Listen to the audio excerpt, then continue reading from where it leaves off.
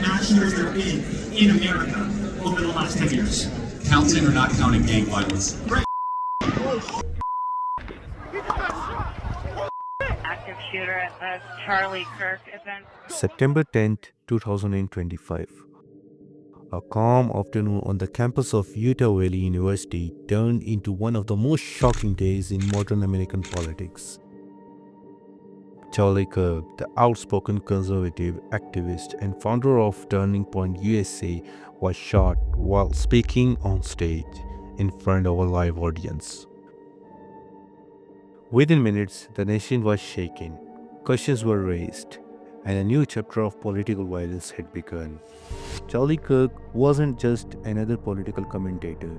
By the age of 31, he had built one of the most influential youth organizations in American conservative politics, Turning Point USA. He was known for his fiery speeches, his ability to mobilize college students, and his presence across televisions and social media, loved by many, criticized by others. Charlie Kirk had become a central figure in America's political battles. His American Comeback Tour was designed to bring his message to college campuses nationwide. On September 10th, Utah Valley University in Orem, Utah, was just another stop on his tour, but that event would end in tragedy. The event was held outdoors with an estimated 3,000 people in attendance. Security was present but minimal. A few campus officers and private guards. The mood was energetic. The crowd was eager to see him live. Kirk began his speech addressing controversial issues as he often did. During the Q&A session, a student asked Kirk about the role of transgender Americans in mass shooting. Moments later, another question came. It's 5. Okay, now 5 is a lot, right? I'm going to give you some credit. Do you know how many mass shooters there have been in America? His response, Counting or not counting gang violence? Great. these would be some of his final public words. At approximately 12:23 p.m., a single gunshot rang out. Panic swept across the crowd.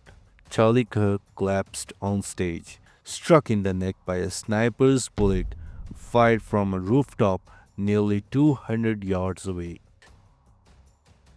He was rushed to a Timpanogos Regional Hospital. Despite emergency surgery, doctors could not save him. By late afternoon, his death was confirmed. Charlie Kirk was gone.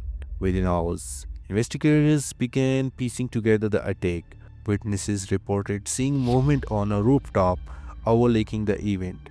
Surveillance footage and forensic evidence soon pointed to one man, 22-year-old Tyler James Robinson.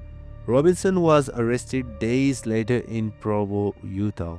Inside his home, police discovered chilling evidence, including a note, firearms, and text messages that prosecutors say revealed his intentions. Forensic analysis tied his DNA to the weapon. Messages allegedly sent by Robinson showed hostility toward Kirk and his political movement. Prosecutors quickly filed charges against Tyler Robinson. These include aggravated murder, felony discharge of a firearm, obstruction of justice, and even witness tampering. Because of the brutality and high-profile nature of the crime, the state of Utah announced it would seek the death penalty. Prosecutors have not fully disclosed Robinson's motive. They suggest the killing may have been potentially motivated. Some of his communications reference hatred towards Kirk ideology. Others pointed to deep personal frustration. Robinson carefully planned his attack, choosing his moment, his location, and his target. But question remained, was this the act of a lone gunman fueled by ideology and anger, or part of a broader trend of escalating political violence in America? The assassination sent shockwaves across the United States. Supporters of Kirk mourned his death. calling it an attack not just one man but on free speech itself. Political leaders across the spectrum condemned the killing, though many noted the dangerous polarization gripping the country. Flowers, candles, and handwritten notes were placed near the site where Kirk gave his final speech.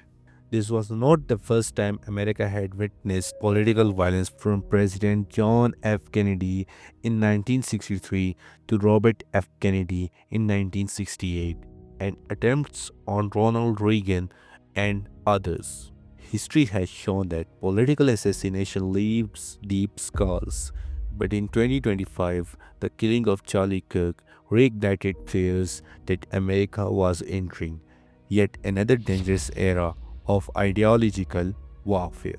Charlie Kirk's assassination remains under investigation. Tyler Robinson awaits trial, facing the ultimate punishment if convicted. But beyond the courtroom, one question lingers. What does this killing mean for the future of American politics? Was it an isolated act of violence or a signal that political divisions have reached a deadly new level? As history has shown, the bullet that strikes one man often echoes for generations.